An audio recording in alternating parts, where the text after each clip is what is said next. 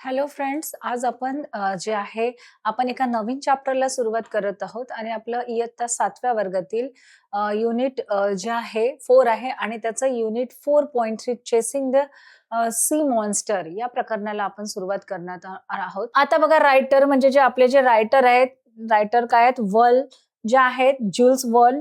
तर writer ask म्हणजे पाठाचे जे लेखक आहेत त्यांनी विचारलं, रायटर आस्क नेड, त्यांनी नेड यांना विचारलं, isn't that the noise cetaceans make when they sprout water from their blowholes? आता रायटर यांनी विचारलं, जे आपले ऑथर आहेत, लेखक आहेत, त्यांनी विचारलं की नेड यांना विचारलं, isn't that the noise cetaceans? सेटासियन्स म्हणजे असं देव मासा वगैरे जो असतो, देव मासा किंवा वेल वगैरे असतो, तर त्या म्हणजे जो मासा असतो किंवा प्राणी असतो समुद्रातला मोठा देव मासा वगैरे असतो, isn't that the noise cetaceans make when they sprout water from their blowholes? Sprout water म्हणजे जसं पाण्याचे जे कारंजे आहेत, पाण्याचे फवारे म्हणू आपण त्याला, फ्रॉम देअर ब्लो होल्स म्हणजे असं ब्लो होल्स म्हणजे असं श्वसनातून बाहेर काढणे. तर त्यांना काय वाटलं, लेखकांना वाटलं की त्यांनी नेड यांना म्हटलं, इजंट दॅट द नॉईज सेटासियन्स म्हणजे हा जो नॉईज आलेला आहे,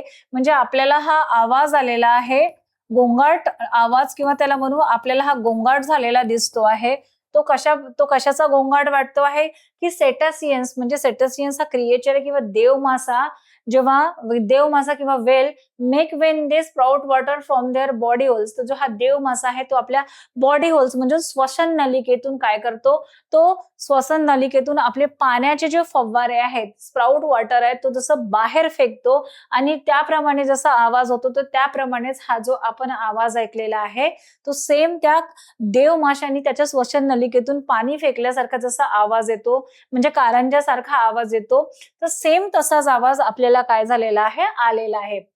आता बघा, ते नेड काय म्हणाले, येस दॅट्स द नॉईज. ते काय म्हणाले, नेड, त्यांनी जेव्हा लेखकांनी म्हटलं तर नेडनी म्हटलं, येस दॅट्स द नॉईज, हो तुम्ही म्हणतात तसंच ते साऊंड आहे सर, बट मच लाऊडर.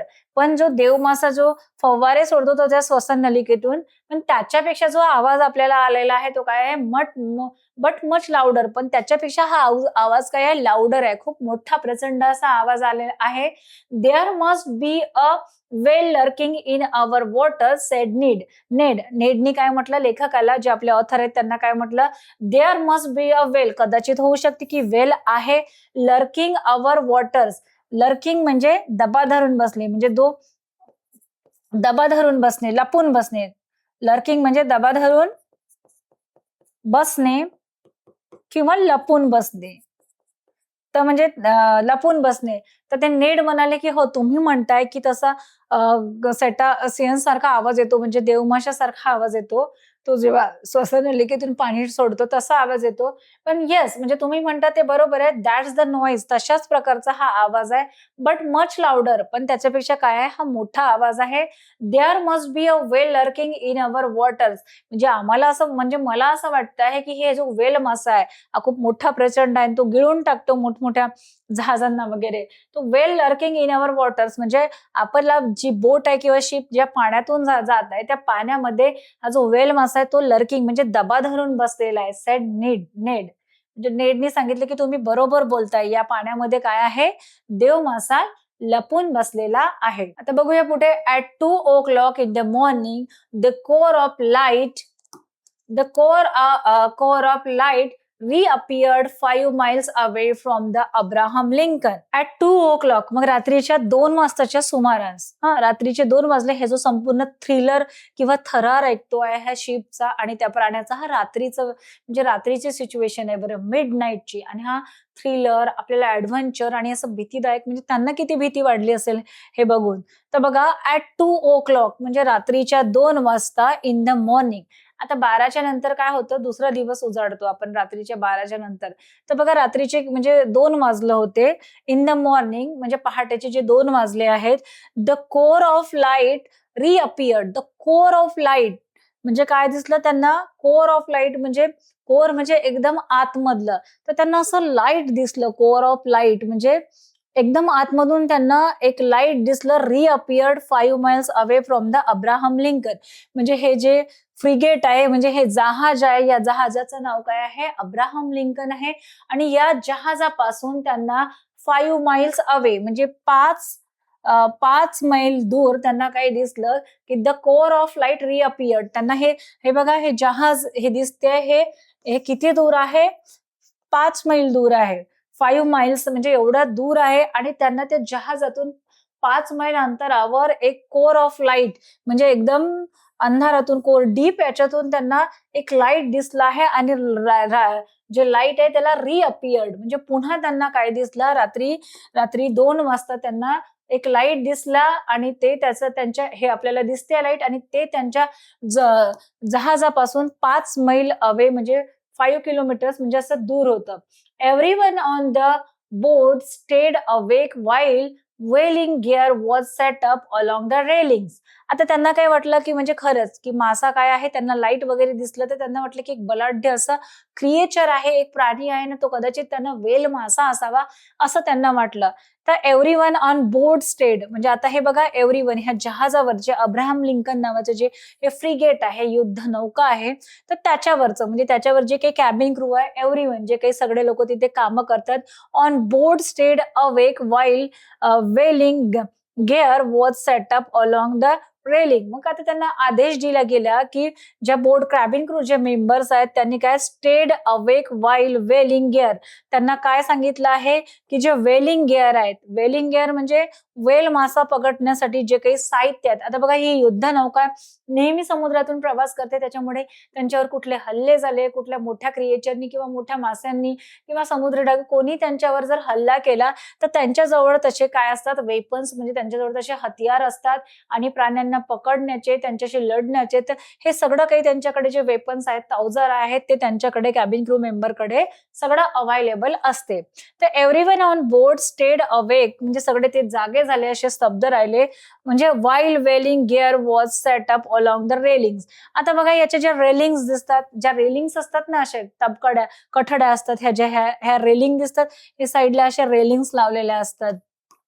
तर बघा, तर त्यांनी काय केलं, वेलिंग गेअर म्हणजे वेल माशाला म्हणजे वेल माशाला पकडण्याचे साहित्य तर त्यांनी काय केलं, हे जे जहाजाचे जे हे असतात, रेलिंग असतात, त्या रेलिंगला काय लावलं त्यांनी, वेलिंग गिअर बसवले. म्हणजे जहाजाच्या बाजूला वेलिंग म्हणजे तसं त्याला पकडण्यासाठी जे काही साहित्य लागतं किंवा जे काही, ते त्यांनी त्यांच्या गिअरला लावले. हे जे दिसतात ना रेलिंग्स आहेत, हे त्यांना रेलिंग्सला लावले, कारण ते तसं जाळं फेकणार किंवा जे जे साहित्य बसवणार, तर त्याच्यात तो जो मासा काय जाऊ शकत होता, पकडला जाऊ शकत होतं. तर त्यांनी तशी व्यवस्था केली की रेलिंगला काय केलं, वेलिंग गिअर म्हणजे मासा पकडण्याचे जे काही साहित्य असतं, अवजार असते, इन्स्ट्रुमेंट, ते त्यांनी तिथे बसवले.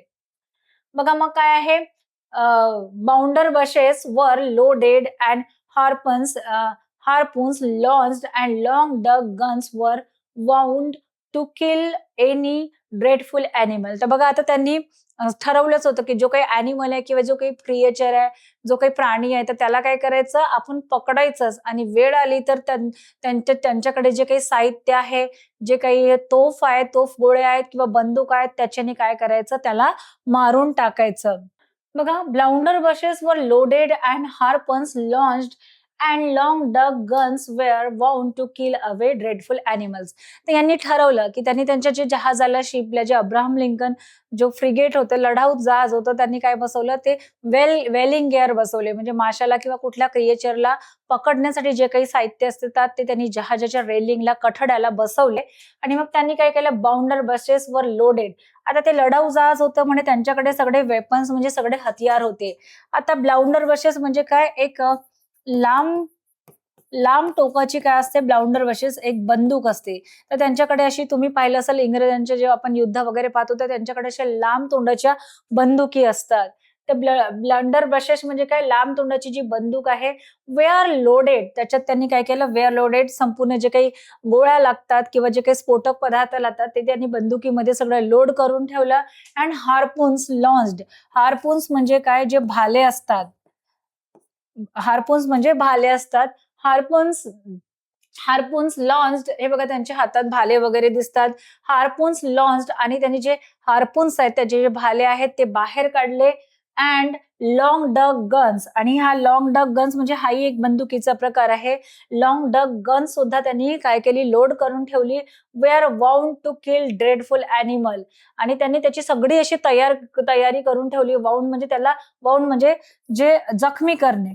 वाउंड म्हणजे wound to kill any dreadful animal.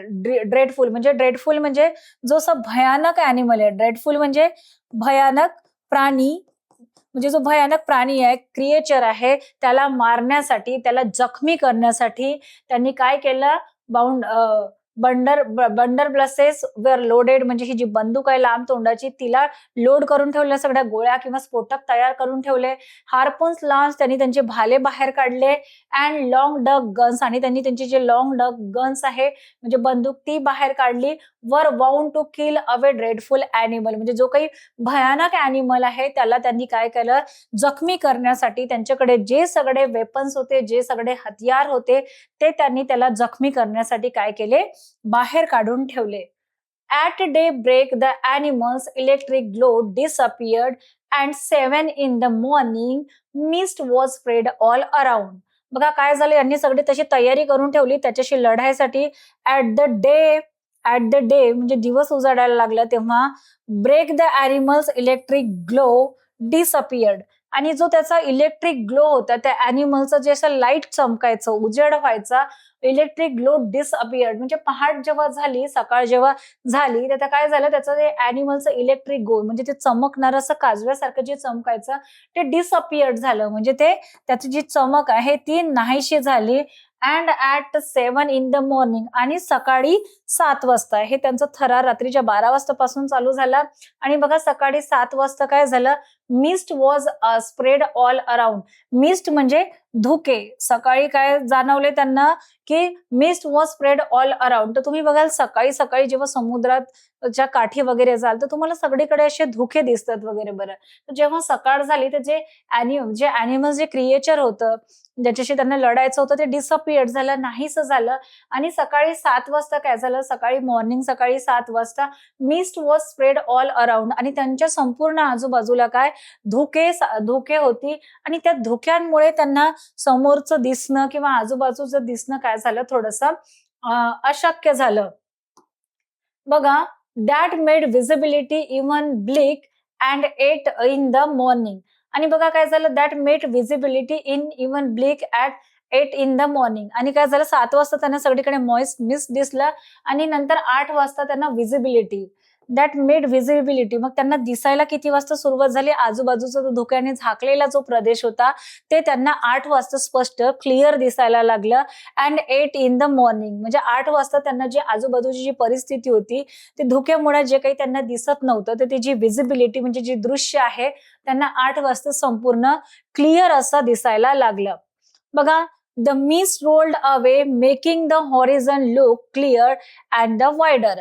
आता मिस्ट रोल्ड अवे म्हणजे मिस्ट जे होते म्हणजे जे धुके होते, जे मिस्ट होते ते काय झालं होतं, रोल्ड अवे. मिस्ट म्हणजे काय, जे धुके होते, द मिस्ट रोल्ड अवे म्हणजे धुके चालले गेले होते. Making the horizon look clear and wider, आणि जे हॉरिझन म्हणजे हॉरिझन लुक म्हणजे त्यांना आता जे क्षितिज आहे ते काय दिसायला लागलं, आजूबाजूचा जो एरिया आहे किंवा जे क्षितिज आहे, हॉरिझन म्हणजे क्षितिज, लुक क्लिअर अँड वायडर म्हणजे त्यांना संपूर्ण हा हॉरिझन आहे, हा पट्टा आहे, जे क्षितिज आहे, समुद्र वगैरे ते आकाश वगैरे ते त्यांना काय दिसायला लागलं, क्लिअर म्हणजे स्पष्ट, आणि वायडर म्हणजे छान असं चौडं त्यांना दिसायला लागलं. म्हणजे धुके गेल्यामुळे त्यांना त्याची जी विजिबिलिटी होती, जी दृश्य होती ती आता बरोबर त्यांना दिसायला लागले. बघा, सडनली काय झालं, अचानक काय झालं, suddenly Ned lands voice could be heard. म्हणजे बघा, नेड lands voice could be heard, suddenly अचानक काय झालं, नेड lands voice could be heard म्हणजे नेड लँडचा आवाज ऐकायला आला. There is the thing in question astern to port. आता त्यांनी काय म्हटलं, नेडचा आवाज त्याला आला, नेड लँड हा जो दिसतोय याचा व्हॉइस म्हणजे सगळ्यांना आला. There is the thing in question, तो म्हणतो की तिकडे एक अशी गोष्ट आहे आणि ते मला माहित नाही. इन क्वेश्चन म्हणजे ते काय आहे मला माहित नाही. Astern to port, astern to port म्हणजे समुद्राच्या जो खालचा जो भाग असतो, उजव्या किंवा डाव्या बाजूचा जो हा भाग दिसतो, हा जो भाग दिसतो त्याला काय म्हणू? ॲस्टर्न टू पोर्ट म्हणजे समुद्राच्या डाव्या किंवा उजव्या कडील जो भाग असतो त्याला ॲस्टर्न टू पोर्ट. म्हणजे त्यांनी जेव्हा पाहिलं खाली तर त्यांना काय वाटलं? त्याचा असा आवाज आला की there is a thing in a question. म्हणजे तिथे एक वस्तू दिसतीये, काय आहे मला माहिती नाही. ॲस्टर्न टू पोर्ट आणि ती वस्तू कुठे आहे? ॲस्टर्न टू पोर्ट म्हणजे जहाजाच्या डाव्या किंवा उजव्या बाजूला काय आहे? ती जी आहे म्हणजे ती जागा आहे तिथे तो दिसतो आहे. असा तो जोरात ओरडला. म्हणजे क्वेश्चन मार्क आहे. म्हणजे तो पण बघा इथे एक्सक्लेमेशन मार्क आहे. म्हणजे तो पण सरप्राईज होतो की काय आहे? त्याला ॲस्टर्न टू पोर्ट म्हणजे काय आहे? ॲस्टर्न टू पोर्ट म्हणजे समुद्राच्या उजव्या बाजूला त्या म्हणजे या साइडला काय आहे? हे त्याला म्हणजे हा बघा हा तो बघतो म्हणजे लेफ्ट साइडला काय आहे? म्हणजे ही जी साइड आहे खालची ॲस्टर्न टू पोर्ट याला म्हणतात. तिथे काहीतरी आहे असं तो बोलला. The harpooner shouted. बघा द हार्पोनर शाउटेड. हार्पोनर म्हणजे जो त्याच्याकडे जो भाला होता किंवा भाला चालवणारा असतो तो काय केलं? शूटेड. त्यांनी काय केलं? ते शूट केलं म्हणजे ते त्यांनी चालवलं. Everyone noticed a blackish body emerged a meter above the waves. आता त्यांनी काय पाहिलं? हार्पोनर शूटेड म्हणजे हार्पोनर त्यांनी जे आहे ते भाले आहेत ते काय केले? फेकून मारले. त्याच्यानंतर शूटेड मग त्यांनी काय केलं? एव्हरीवन नोटीस अ ब्लॅकिश म्हणजे प्रत्येकाने नोटीस केलं की त्यांच्या समुद्रापासून काय आहे? Body emerged a metre above the waves. आणि त्यांना असं या समुद्राच्या वेव्स मध्ये काय दिलेलं आहे की एक जी अ मीटर म्हणजे 1 मीटर अंतरावर त्यांना काय दिसते आहे? एक बॉडी दिसते. म्हणजे ही दिसते एमर्ज द बॉडी म्हणजे तिथे समुद्राच्या लहरीवर एक बॉडी दिसते आहे आणि एक छोटा असा ब्लॅकिश कलरचा एक बॉडीचा पीस दिसतो आहे अबाव द वेव्स आणि तो वेव्सवर लहरताना त्यांना दिसतोय. हे त्यांना कुठून दिसलं? त्यांच्या शिप मधून दिसलं आणि ते त्यांच्या शिप पासून किती मीटर दूर होता? 1 मीटर दूर होतं आणि त्याला असं वेव्ह करताना त्यांना असं तरंगताना त्यांना दिसलं. बघा याला दिसलं ते. अ माइल and a half from the frigate. अ माइल अँड अ हाफ म्हणजे काय? दीड मैल अंतरावर जहाजापासून 1.5 मैल अंतरावर त्यांना असं एक बॉडीचा पार्ट दिसलाय की तो लहरीवर वेव्ह लहरताना दिसतो आहे. Whirring violently, its tail was creating a considerable current. Whirring violently म्हणजे तो असं violently म्हणजे खूप असं रागाने खूप याच्याने तो असं क्वेअरिंग व्हायलेंटली तो खूप असं जोरात बोलला. Its tail was creating a considerable current आणि त्यांनी काय म्हटलं? इट्स टेल आणि ती काय आहे? ते क्रिएचरची त्याला वाटते की त्यांना लोकांना म्हटलं की ही टेल आहे त्याची सेफ्टी आहे. वॉज क्रिएटिंग कन्सिडरेबल करंट आणि ही जी सेफ्टी आहे त्याची जी टेल आहे ही काय काहीतरी क्रिएट करत आहे. कुठला तरी असं करंट आणि कुठला तरी असा जो प्रवाह आहे तो प्रवाह ती क्रिएट करत आहे असं तो जोराने असं ओरडला की व्हायलेंटली म्हणजे जोराने ओरडला की कसलं तरी ते करंट क्रिएट करत आहे, प्रवाह क्रिएट करत आहे असं त्यांना वाटलं. The crew was waiting impatiently for orders for their leader. तर आता सगळेच म्हणजे त्यांच्या जहाजाच्या जवळ तो क्रिएचर आला. आपण शिपच्या जवळ तो क्रिएचर प्राणी आलेला आपण बघितलेला आहे. तर सगळे एव्हरीबडी वेटिंग म्हणजे आता ते क्रू मेंबर्स होते किंवा त्या जहाजावरचे कर्मचारी होते. ते आता ऑर्डरची वाट बघत होते की त्यांचा जो कमांडर आहे तो त्यांचा अधिकारी कधी लढाईसाठी आणि त्यांना पोझिशन तशी लढण्याची पोझिशन घेण्यासाठी कधी ऑर्डर देतो ह्याची ते वाट बघत होते. द क्रू वॉज वेटिंग इम्पेशंटली म्हणजे इम्पेशंटली म्हणजे त्यांना आता राहावत नव्हतं की ते ऑर्डरची वाट पाहत होते for orders from their leader म्हणजे तो त्यांचा नेता होता किंवा अधिकारी होता तो कधी ऑर्डर देतोय याची ते वाट बघत होते. The latter after carefully observing the animal. The latter म्हणजे काही वेळानंतर त्यांनी after carefully observing the animal त्यांनी जे बघितलं की त्याची सेफ्टी दिसते आहे त्यांनी त्या अॅनिमलचं काय केलं?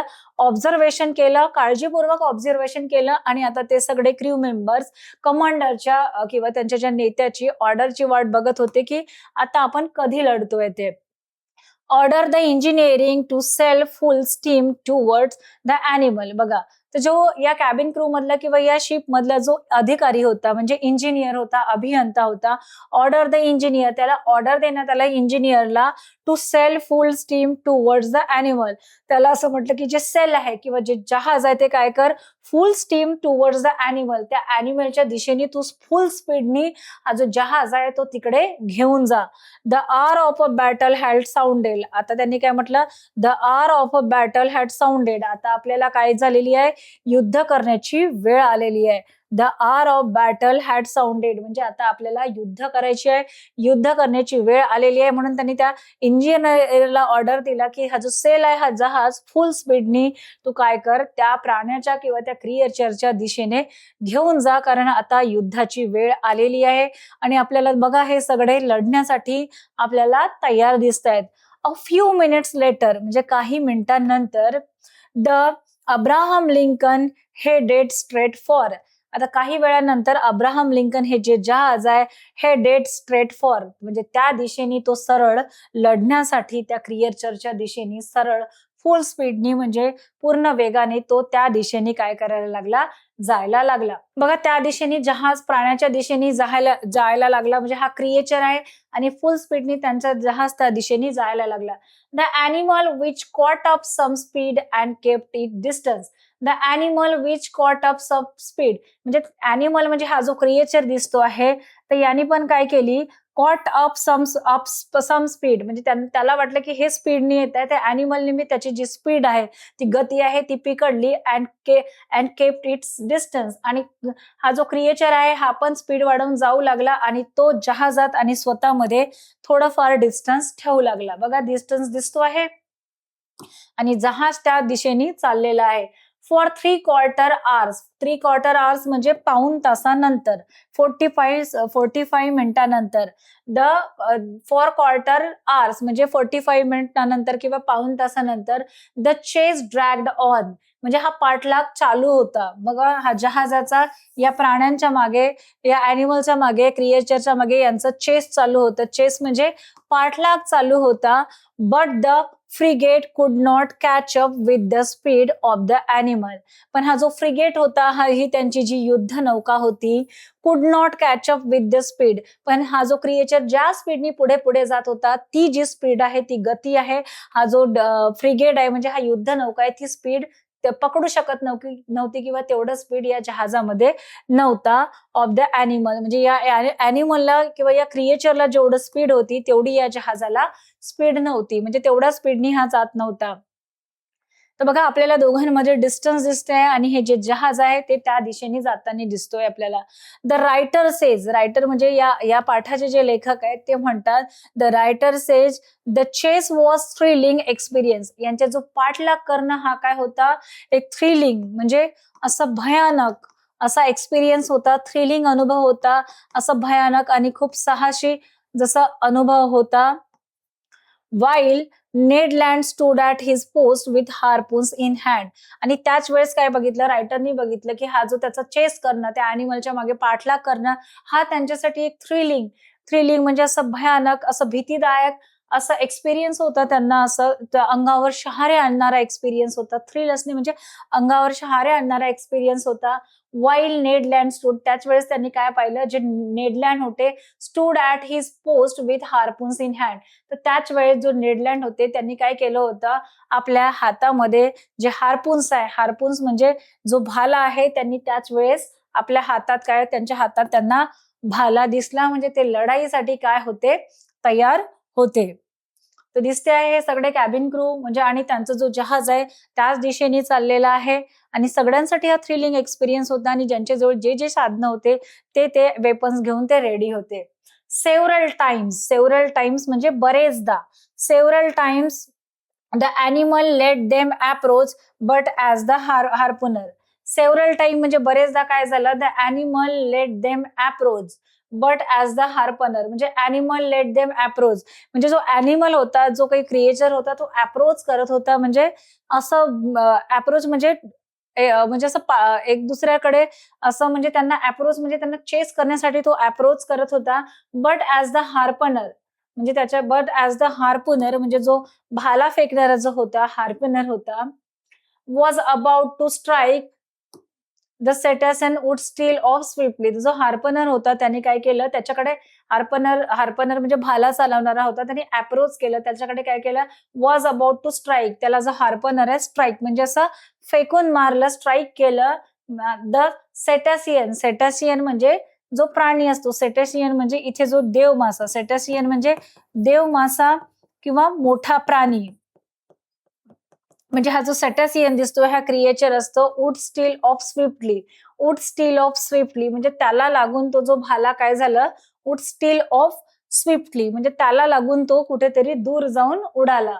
The commander decided to use more direct methods of attack but failed. आता कमांडरनी म्हणजे त्यांनी भाला पण फेकला, पण त्याला लागून ते कुठेतरी तो भाला फेकला गेलेला. मग कमांडरनी ऑर्डर दिलं.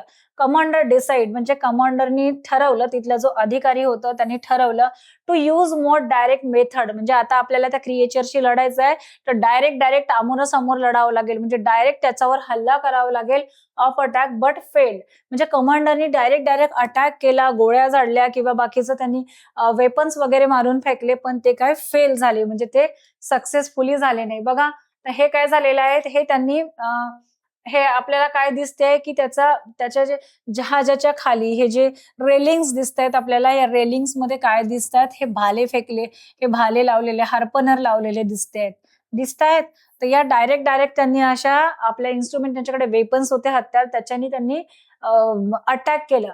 फायनली ही अनाउन्स्ड म्हणजे फायनली कमांडरनी अनाउन्स केलं, over to somebody better aim and $500 to man who can pierce that infernal beast. आता त्यांनी असं जाहीर केलं फायनली, म्हणजे सगळं ट्राय करून झाल्यानंतर म्हणजे कंटाळून कमांडरनी जाहीर केलं, over to somebody with better aim and $500 to man who can pierce that infernal beast. त्यांनी जाहीर केलं की इन्फर्नल बिस्ट म्हणजे हा जो इन्फर्नल बिस्ट आहे, जो हा भयानक प्राणी आहे, तर somebody with a better aim म्हणजे ज्याचा निशाणा पक्का आहे, आणि ज्याच्या जे पक्का निशाणा असून जो त्या बिस्टला म्हणजे त्या प्राण्याला काय करेल, संपवेल किंवा त्याला मारून टाकेल. तर तो जो आहे कमांडर काय म्हणाला की मी त्याला $500 काय देईल, हू कॅन पियर्स म्हणजे त्याला मी $500 काय देणार आहे, बक्षीस देणार आहे. पण त्याचा नेम किंवा त्याचा निशाणा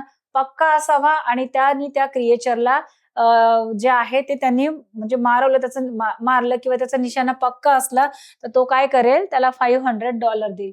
अ gunner tried to target the animal. आता जो गनर होता म्हणजे जो बंदूक चालवणारा होता, शूटर होता, गन चालवणारा, the gunner tried to target the animal म्हणजे जे गनर होता त्या ॲनिमलला टार्गेट करून त्याच्यावर हल्ला करू लागला.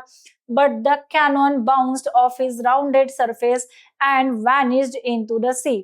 बट द कॅनॉन म्हणजे त्यांनी हल्ला केला, बट द कॅनॉन म्हणजे जो काही दारुगोळा होता, जो काही स्फोटके होते, बाउन्स्ड ऑफ इट्स राउंडेड सरफेस. तर जो क्रिएचर होता, तर त्याचं जे हा सपोज हा क्रिएचर आहे, तर त्याचं हे सरफेस आहे म्हणजे जे पृष्ठभाग आहे, तो जो आहे म्हणजे कॅनॉन किंवा ते जे काही जो दारुगोळा होता तो त्याच्या पृष्ठभागावर बाउन्स्ड आदळून कुठे गेला, अँड व्हॅनिस्ड इनटू द सी. आदळून ते काय व्हायचं, ते स्फोटके खाली समुद्रामध्ये मिसळून जायचे. म्हणजे ते कितीही हल्ला करायचे बंदुकीने, कितीही स्फोटके, किती तोफगोळे, कॅनन म्हणजे जे तोफांचे जे गोळे असतात ते त्याच्यावर सोडल्या गेल्या ॲनिमलवर, पण ते त्याच्या पाठीवर पृष्ठभागावर आदळायचे, आणि तिथून ते बाउन्स होऊन असं उधळून ते ते समुद्रामध्ये, पाण्यामध्ये फेकले जाऊ लागले. म्हणजे त्याचा कॅनॉन म्हणजे तोफ गोळ्यांचा सुद्धा काही उपयोग झाला नाही. ओ ड्रॅट, तो म्हणाला की ओ शेट, आपण म्हणतो ना की अरे छी. सेट द गनर म्हणजे गनरनी एवढं हे केलं म्हणजे तोफ गोळे टाकले आणि काही झालं नाही, तर तो पण म्हणाला ओ शेट. Said the gunner that monster must be covered with 6 inches armour plate. Armour plate म्हणजे जे कवच घालतात, तुम्ही बघाल की आपण शिवाजी महाराजांचे महाराणा प्रताप जेव्हा वगैरे लढाईला जात होते, ते त्यांच्या अंगावर लोखंडी असलेलं ते काय चिलखत घालायचं, तर त्याला काय म्हणतात, आर्मर प्लेट म्हणजे चिलखत. जे लढवय्ये किंवा राजा वगैरे होते ते स्वतःच्या प्रोटेक्शनसाठी ते चिलखत घालायचे, त्याच्यामुळे तलवारींचे वार वगैरे त्यांच्या हातापायावर किंवा छातीवर लागायचे नाही. That monster must be covered with 6 inch armour plate. मग त्या गनरला काय म्हटलं की द मॉन्स्टर आहे म्हणजे हा जो प्राणी आहे त्याने काय केलेला आहे, must be cover with 6 inches armour plate.